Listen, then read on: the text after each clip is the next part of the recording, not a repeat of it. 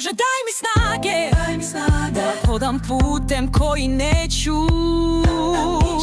da živim tuđi život, da otimam tuđu sreću, da zavijam druge u crnilo i tamu,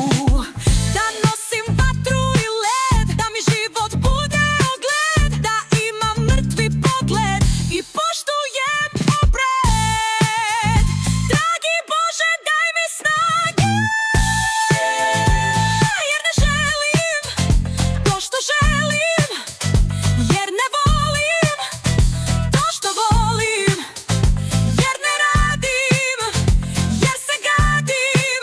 jer tuđom nesrećom sebe nagradim i mrtvo carstvo na živima sagradim.